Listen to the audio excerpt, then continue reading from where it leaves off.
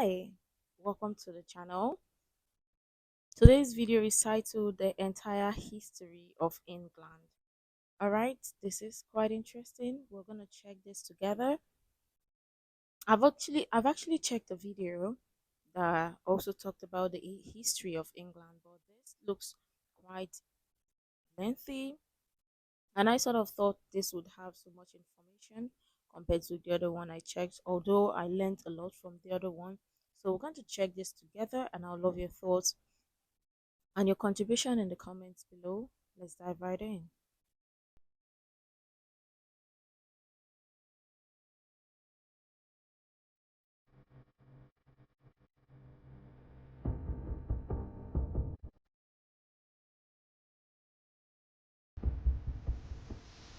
England is one of the four nations that make up the modern United Kingdom, alongside Wales, Scotland, and Northern Ireland. Being by far the largest in terms of landmass and population, England has for centuries been the most powerful and developed nation within the British Isles, having exerted its influence over its immediate neighbours through economic and military might. However, it may come as a surprise to know that for much of its early history, England itself was influenced by many other neighbouring cultures and languages. From as far back as prehistoric times, England has played host to successive waves of migration and conquest, which, over the subsequent millennia and centuries, have coalesced into a unique mixture of language, culture, and heritage that is unlike anywhere else in the world. But how did this relatively small nation go on to mould not only the future destiny of the British Isles, but also shape much of the modern world in which we live today? This is the history of England. Yeah. The nation of England has been shaped by countless political upheavals, wars, and invasions over the past several centuries, with perhaps the most iconic and defining of these being World War II. We all know that the Allies were ultimately victorious. However, if you have ever wondered how this conflict could have played out differently, you can now envision this for yourself by playing Call of War, who have kindly... Okay, that looks like an ad. So R. Okay, I think you're starting to watch. Okay, that would one day become the nation of England looked very different. back a to bit, a bit, a bit, a bit, a bit, a bit. The land that would one day become the nation of England looked very different to the first humans who settled there during the prehistoric Stone Age. Back then, the wider British Isles weren't even islands at all, but were instead connected to continental Europe by a land bridge. Oh. As the last glacial period came to an end around 11,000 years ago, the melting ice sheets caused the sea levels to rise, which subsequently flooded the low-lying land bridge, called Doggerland, thereby permanently cutting Britain off from Europe. Despite being separated from the continental mainland, communication and cultural exchanges continued to occur between the peoples of Europe and those inhabiting what would eventually become England. The practice of farming, which originated in the Middle East, was introduced around 4000 BC, and the first permanent settlements, which possessed monumental tombs and ceremonial stone circles, such as Stonehenge, were also built around this time. As the Stone Age turned into the Bronze Age, England for the most part remained alike to the rest of Britain, and indeed the rest of Europe. Similar cultural and linguistic practices were introduced as a result of successive waves of migration from the continent, which eventually morphed into the Celtic culture, which had become widespread over much of Western Europe by the 12th century BC. Life for the Celtic peoples of England continued in much the same way for the next several centuries. That was until the year 55 BC, when an invasion force, unlike any seen before, landed on the southern coast. The Roman Republic, which would soon become the Roman Empire, was the uncontested superpower of the ancient world, having expanded across the Mediterranean, as well as more recently further northwards into what is now modern France. Wow. History is good. The Roman general who had led the recent conquest of what was then termed Gaul was none other than Julius Caesar, whose ambitions soon turned to conquering the lands across the English Channel. Caesar's initial invasion achieved little more than landing his army on the coast, and so a second, larger-scale invasion followed the next year in 54 BC. This invasion saw Roman legions advance as far as the northern bank of the River Thames. Despite this relative success, the Romans could not establish a permanent foothold on the island during this time, and so withdrew back across the Channel. The Romans nevertheless remained convinced that the island could and should be conquered, and so almost a century later, the Roman Emperor Claudius ordered that a properly Claudius. planned and maintained invasion attempt be carried out in the year 43 AD. Over the following decades, Rome's legions advanced across the land and brought almost all of what is now England under Roman rule, founding many settlements like London, Chester, and York in the process. Although Rome's authority was occasionally challenged by localized revolts, such as the one led by Queen Boudicca in 60 AD, England remained an integral part of the Roman Empire for the next several centuries, and had its northernmost border fixed in place with the construction of Hadrian's Wall. Like all empires in history, however, Rome's rise and fall was inevitable, and by the beginning of the 5th century, its power and influence had been significantly reduced. The last Roman legions were withdrawn from England in the year 407 to defend the more valuable parts of the empire on the continent, which were being threatened by numerous migrating barbarian tribes. A handful of these tribes soon turned their attention towards England, which set in motion a series of events that would establish and ultimately shape the very language, culture, and history of the English people.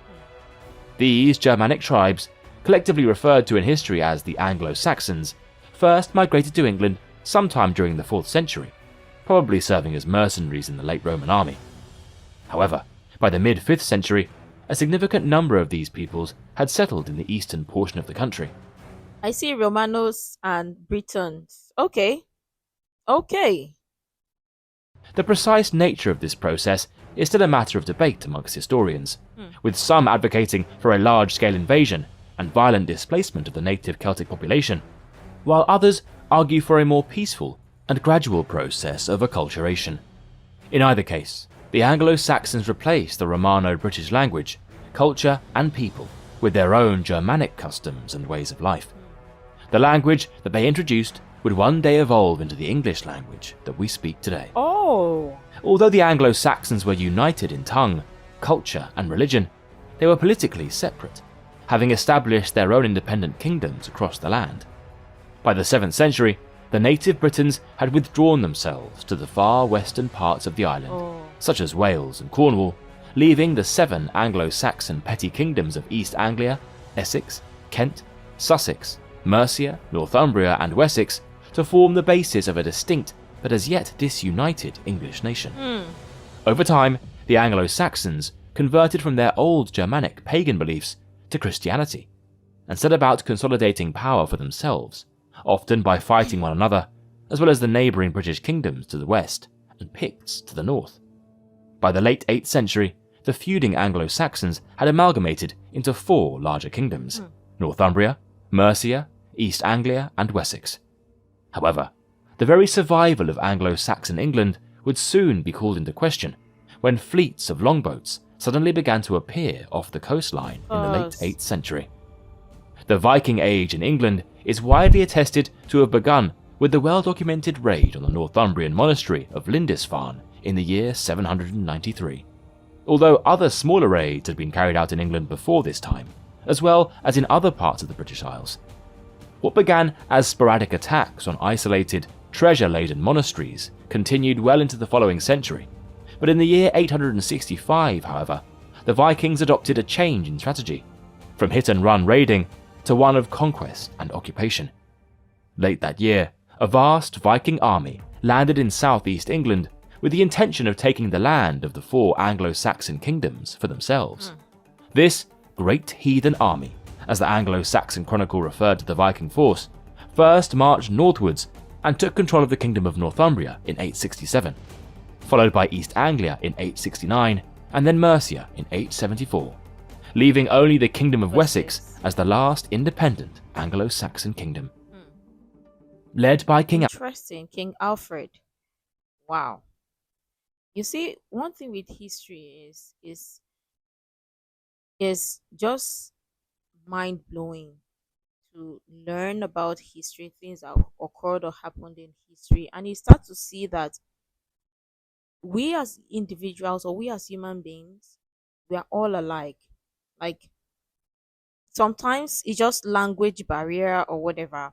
And if you just dig deeper to understand history, you see like the lineage or you trace it far back. I don't think is you can it can even be traced because history is just good. That's just all I've got to say. History is good because who would have thought? Alfred, Wessex had thus far evaded the marauding Vikings, either by fighting them in battle or paying them off. However, by 878, the Vikings had overrun the greater parts of Wessex and forced Alfred into hiding. Hmm. With the threat to his kingdom and the future of England hanging in the balance, King Alfred was able to muster an army for a last stand against the Vikings at the Battle of Edington in May of that year. Oh, Ultimately proving victorious, King Alfred earned himself the epithet of King the Great Alfred by the Great. successfully driving the Vikings back eastwards to the lands which remained under their own rule of Danelaw. Danelaw. With Anglo-Saxon dominance now restored, the kings of Wessex gradually began to reconquer the remaining English lands under Viking occupation. Alfred's grandson, Ethelstan, successfully conquered the Kingdom of York in 927 and adopted the title King of the English for the first time. The emergence of a now unified and powerful Kingdom of England greatly alarmed the neighbouring rulers within the British Isles, who subsequently formed an alliance of Vikings and Scots to challenge Ethelstan's dominance in the year 934. The resulting Battle of Brunanburh, one of the most decisive ever fought in the history of the British Isles, saw Ethelstan's army win the day and secure the independence and supremacy of England, which was to last for the best part of a century. Now, I pause here because I want to say something. You see, back in the day was a fight for survival, fight for land, conquer and whatever power. Some for selfish reasons as well. And you see even today we're praying no war whatsoever occurs in today's century, but still if people or if countries or nations are having issues or going to war, most of the time is land possession, land, some power, but majority land. Did it ever stop? It didn't. I just think that maybe because we're a lot more advanced and modern compared to the other, some way or the other laws have been put in place where people can come to agreement and say, okay, take this or take this and whatever, and let's everybody know and maintain their state and let that land just be on the neutral base whatsoever. But I still believe that land, land, land, power, also selfish reasons as well. What do you think? But still, history is good. By the dawning of the new millennium, however, England's kings had become complacent, and the threat posed by marauding Danish Vikings had re-emerged. Over the following decades, the throne of England passed between Anglo-Saxon and Danish rulers, and at one point the kingdom was ruled as part of the wider Scandinavian North Sea Empire under King Canute. By the year 1042, the House of Wessex had been restored to the throne under King Edward the Confessor. However, his failure to produce an heir meant that the future of England was once again thrown into question by numerous competing claims to be his successor. When Edward died in 1066, the powerful English nobleman Harold Godwinson took to the throne, much to the outrage of Duke William of Normandy, King Harald Hardrada of Norway, and King Sweyn II of Denmark, who all asserted claims to the throne themselves. The events of the year 1066 would undoubtedly be the most pivotal in English history, and would irreversibly change the very fabric and nature of the country. The Battle of Stamford Bridge, fought in September of that year, saw King Harold Godwinson defeat an invasion force led by his Norwegian counterpart. However, just a few weeks later, his exhausted army was forced to make a long, rapid march south to face another invasion force led by Duke William. The Battle of Hastings, which was fought on the 14th of October 1066, is perhaps the most infamous date in English history, with King Harold being killed in action, supposedly by taking an arrow to the eye. The end result was the extinguishment of the Anglo-Saxon line of kings, and its replacement with the new Norman French dynasty, which was established by William, who had himself crowned as the new King of England on Christmas Day of that year. The Norman conquest brought about a profound change to the governance of England. After fighting off countless English revolts and asserting dominance over the neighbouring kingdoms in Wales and Scotland, King William I commissioned the Domesday Book to survey the land, people, and monetary value of his kingdom. The completed works showed that practically the entire Anglo-Saxon nobility had been replaced with Normans, who had introduced French as the language of the ruling aristocratic elite. From this point onwards, England's future would be irrevocably intertwined with that of France, as many of England's lords now also held feudal lands across the Channel. The Norman dynasty lasted only about 80 years in England, 80 when years. yet another succession crisis. Wait, did I hear 80 years and I'm hearing only 80? That's a lot. Now also held feudal lands across the Channel. Take it back a bit. The Norman dynasty lasted only about 80 years in England, when yet another succession crisis triggered open civil war between Henry I's legitimate successor, Empress Matilda, and the favoured candidate chosen by the nobility, Stephen of Blois. The result was that Stephen ruled as king until his death in 1154, and was to be succeeded by Matilda's son, Henry II. As a descendant of both the noble houses of Normandy and Plantagenet, as well as through his subsequent marriage to Eleanor of Aquitaine, Henry II ruled not only over England and parts of Wales and Ireland, but also over an enormous swathe of western France, under what would later be termed the Angevin Empire. England was ruled by the Plantagenet kings for most of the medieval period, but experienced a great deal of mixed fortunes.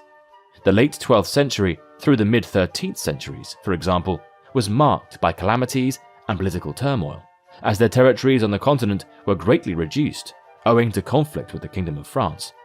The resulting fallout amongst the powerful English barons led to a reduction in the king's absolute power, with the signing of Magna Carta in 1215 by King John. Despite these measures, civil war between the king and the barons continued throughout much of the century, and only came to an end with the accession of King Edward I to the throne in 1272. Edward strengthened the power of his government with the opening of the First Parliament, and significantly expanded the English influence within the British Isles by conquering Wales and attempting to do the same to Scotland. As the 14th century dawned, England continued to engage in expansionist wars with its neighbours, particularly against France, which began the long and protracted series of conflicts collectively referred to as the 100 Years' War. 100 years? During the reign of King Edward III, England 100 years war? What? Go back. as the 100 Years' War. During the reign of King Edward III, England achieved great success at the battles of Crécy and Poitiers. However, military action soon came to a halt, as an altogether different and more deadly enemy was about to land on England's shores. What is that? The Black Death, which originated in Asia and spread throughout Europe during the second half of the 1340s, arrived in England aboard a ship that had sailed from English-controlled Gascony in 1348. Within less than 2 years, the plague had spread over the entire country, and is estimated to have killed as much as half of the population. Not only did this reduce the manpower for England's armies, but it also led to dramatic socio-economic changes within the country itself. The surviving peasantry faced ever-increasing taxes to pay for the costly wars, and were not being paid high enough wages for their labour, which was now in even greater demand. These tensions eventually boiled over into the Peasants' Revolt of 1381, which saw widespread disturbances across the country, but were most concentrated in the southeast, where rebels marched on London and killed many government officials, whom they blamed for causing their grievances. Order was eventually restored, but the situation in England remained volatile. The unpopular King Richard II was deposed in 1399 by his cousin, who became King Henry IV. Further crises and revolts plagued his reign, but they were successfully put down, largely due to the military actions of his son and successor, Henry V. You see what we said? Go to the quest and thirst for power, the land aside, power, selfish reasons, and all that. That is just it. And did it stop? Did it ever stop? It didn't. We still see it in today's world, today's generation, right? and revolts plagued his reign, but they were successfully put down, largely due to the military actions of his son and successor, Henry V, who ascended the throne in 1413. Under King Henry V, England witnessed some of the most defining events in its history, such as the renewal of the Hundred Years' War with France and the stunning victory gained at the Battle of Agincourt in 1415, which thereafter became enshrined in English legend. However, Henry's untimely death in 1422 initiated a reversal in England's fortunes. His infant son, Henry VI, inherited the throne, but his reign was marked by overall defeats of France in the ongoing conflict, culminating in the English being driven out of virtually the entire territory by 1453. Henry VI's position worsened in the following years, with discontent among the feuding nobility sparking another civil war in 1455, named the Wars of the Roses, in reference to the emblems of the two branches of the Plantagenet dynasty, the White Rose of York and the Red Rose of Lancaster. The fighting continued sporadically for the next 30 years, until Henry Tudor, the last surviving male of the Lancastrian line, returned from exile in France and defeated the Yorkist King Richard III at the Battle of Bosworth Field in 1485. England then transitioned into a period of relative peace, owing to the houses of Lancaster and York uniting under King Henry VII's marriage to Elizabeth of York, which ushered in the establishment of the Tudor dynasty. The war-ravaged economy was gradually rebuilt, and the enlightened ideas, which had emerged during the Renaissance in Italy, made their way into English society. When Henry VII died in 1509, he was succeeded by his son, Henry VIII, whose reign started off promisingly, but later descended into tyranny and became one of the most disruptive in all of English history. This was largely caused by his desire for a male heir. His first marriage to Catherine of Aragon produced only one surviving daughter, Mary. After his grounds for divorce were rejected by the Pope, Henry decided to split England away from the Catholic Church and establish his own Protestant Church of England. This caused a great deal of religious upheaval within the country, and would later give rise to a period of sectarianism which would last for the best part of 100 years. Brutal. Henry's subsequent marriages and hopes for a series of male successors fared little better. His second wife, Anne Boleyn, was executed after producing only one daughter, named Elizabeth. His third wife, Jane Seymour, died from complications after giving birth to a son, named Edward. His fourth marriage to Anne of Cleves ended in divorce. His fifth wife, Catherine Howard, was executed for being unfaithful, and his sixth and final wife, Catherine Parr, was the only one to survive with her reputation and head intact, owing to Henry himself dying in 1547. Succeeded by his only son, Edward VI, England became radically more Protestant under his rule. Although it was to be short-lived, for Edward died of tuberculosis in 1553, he was in turn succeeded by his half-sister, Mary, who was married to King Philip II of Spain and was a devout Catholic. Mary's reign as queen witnessed the fall of the last English outpost on the continent, Calais, to the French in 1558, but her reign was mostly defined by attempts to reverse the recent Protestant Reformation in England, by severely persecuting any adherents to the faith. Some 280 people were burned at the stake under her oppressive rule, earning her the epithet of Bloody Mary. Despite being married, she too failed to produce an heir, and so upon her death in 1558, the throne of England passed to her half-sister, Elizabeth. Wow! Bloody Mary. Wow. That's some history, quite history. Let's even talk about the brutality. Ah. Under Queen Elizabeth I, England entered a golden age of prosperity. Mm. The Protestant Church of England was re-established, and some degree of religious tolerance was granted towards Catholics. The instruments of the state were greatly strengthened through new laws and proper administration, which consequently led to the population of the country growing significantly, reaching some 5 million people by the early 17th century. Elizabethan England also saw an increase in the arts and literature, with the likes of William Shakespeare producing some of the nation's most famous works and plays, which remain popular to this very day. There was also a significant upshift in England's economic and accompanying military might during this time, largely brought about by the expansion of English commercial interests in the Americas and Asia. Figures such as Sir Walter Raleigh and Sir Francis Drake pioneered England's emergence as a powerful maritime nation, leading expeditions to newly discovered parts of the world and successfully defending England in its most desperate hour of need against the Spanish Armada in 1588. Nevertheless, Elizabeth I died childless in 1603, and so the throne passed to her closest male Protestant relative, King James VI of Scotland, of the House of Stuart, who subsequently became King James I of England through the union of the crowns. Despite being the king of both nations and ruling over virtually the entire island of Britain, the two kingdoms remained separate from one another. James's early reign faced many challenges, the most notable being the Gunpowder Plot of 1605, which saw discontent English Catholics attempt to blow up the king during the state opening of Parliament. It was also during this time that the first permanent English colonies were established in places like America and India, which would go on to form the basis for the British Empire in centuries to come.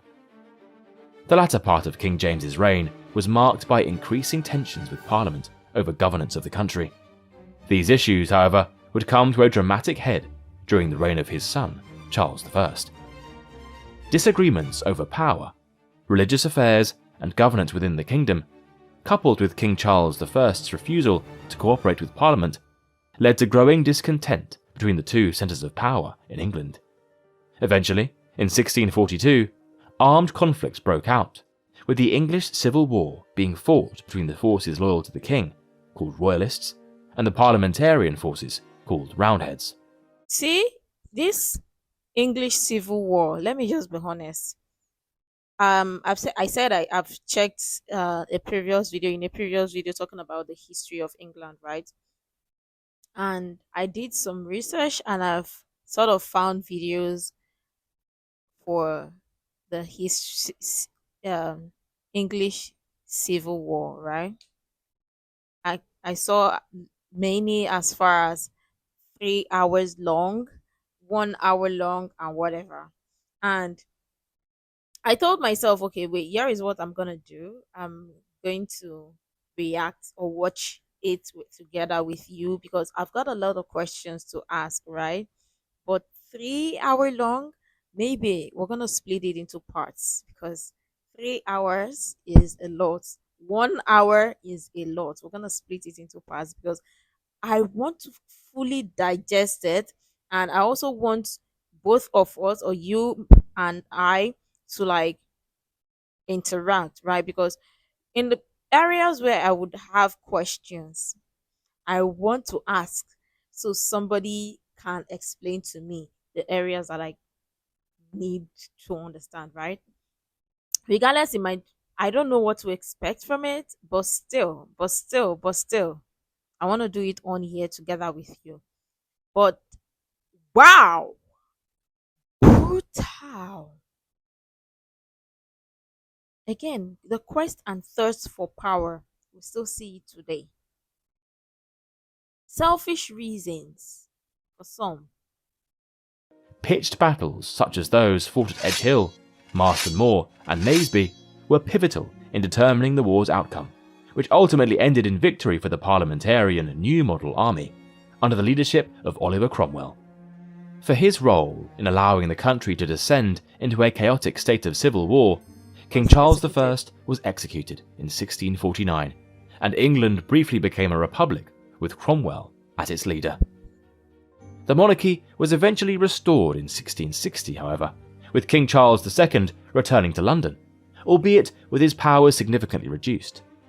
The country was still in a fragile state after the Civil War, and two events which struck London in the mid-1660s, the Great Plague of 1665 and the Great Fire of 1666, did great damage to the nation's capital. Charles II's reign ended with his death in 1685 and was succeeded by his brother James II. However, this quickly ignited another political furore within the kingdom, owing to James being a devout Catholic, and rumours that he wished for England to return to the old faith. Various political factions quickly pressed for his Protestant daughter Mary and her Dutch husband Prince William of Orange to replace him in what became known as the Glorious Revolution. William landed with an invasion force on England's south coast in November 1688, but did not wish to seek an open battle, believing that James II's regime would collapse on its own. This duly happened, and James fled to France, leaving the throne vacant for William and Mary to assume the role of king and queen under joint rule. Despite James's seeming abdication, he did have some support in Ireland, and so decided to launch a military campaign there with the hope of restoring him to the throne. James was nevertheless defeated by the forces of King William III in battle, and was forced to flee to France once again. The continuation of the Catholic House of Stuart in exile, however, would continue to threaten England's political establishment well into the next century. England returned to relative peace under the rule of William and Mary, for they both accepted the Bill of Rights in 1689, which significantly reduced the power of the Crown by recognising the authority and sovereignty of Parliament. During the reign of Queen Anne, who inherited the throne from her sister Mary, the English and Scottish parliaments were formally merged into one, thereby creating the Parliament and Kingdom of Great Britain through the Acts of Union in 1707. Queen Anne was the last of the Stuart dynasty to sit on the throne, and owing to a recently introduced law that allowed only Protestants to become regent, upon her death, the crown passed to her distant second cousin, the German prince George of Hanover. From that point onwards, the history of England would no longer be that of a separate sovereign nation, but rather that of one of the four nations that made up the United Kingdom. England, and for that matter Britain, under the Hanoverian kings of the 18th century, transitioned into becoming a modern nation-state. Growing commerce and mercantilism propelled the country into becoming the leading global maritime power of the age, which was backed up by the military might of the Royal Navy on the high seas. Britain's colonies also increased in importance during this time. However, the loss of America during the War of Independence significantly damaged the country's prestige on the world stage. The only real domestic threat to the nation was posed by the descendants of the exiled House of Stuart, living in France, who unsuccessfully attempted to overthrow the British government and Georgian monarchy on two separate occasions, in what became known as the Jacobite rebellions of 1715 and 1745. The 19th century would see Britain become the pre-eminent global superpower of the age, thanks to the innovations introduced by the Industrial Revolution. These accelerated the nation's economic output and allowed for further expansion of the British Empire, which would become the largest to have ever existed in the history of the world. Although the defining events of the following 20th century, namely the First and Second World Wars, would virtually bankrupt the nation and initiate the beginning of the end for Britain's dominance as a world power. The past 2,000 years of history have undoubtedly left their mark on the modern English nation, with its people being made up of the descendants of the various groups who arrived on its shores over the centuries. Although the impacts of these events may no longer be all that visible to the modern eye, their legacy is perhaps more noticeable in the modern English language that we speak today. Yes. Whether it be the words borrowed from Latin, introduced by the Romans, the Germanic of the Anglo-Saxons, the Old Norse of the Vikings, or the French of the Normans, England's language is a result of the constant evolution and adaptability of its speakers, which is perhaps why it has become the most spoken language in the world today. Thank you for sharing this. This was an eye-opener, insightful. I loved every bit of what we just checked here so far. I love this. This is good information still. Um, Again, we are going to check the English Civil War, which is going to be quite interesting and also an eye opener. And I'm so looking forward to checking that video, because I mean I've seen a couple of videos about it. I saw one 3 hours. I saw one is 3 hours long. One is 1 hour long. I think I saw another which kind of curated everything together. But I love checking videos that would broaden my knowledge, right? So that's why I'm anticipating to check the 3 hour long one. Although we're also gonna check all regardless, because no knowledge is a waste. I don't know how long it's gonna take us, but we're gonna do it and maybe cut it into parts and series. But let me know what your thoughts are in the comments below. Obviously, I would love you to share your thoughts in the comments below. Make sure to like, comment, share, subscribe, and all that stuff. And until next time, see you in the next video.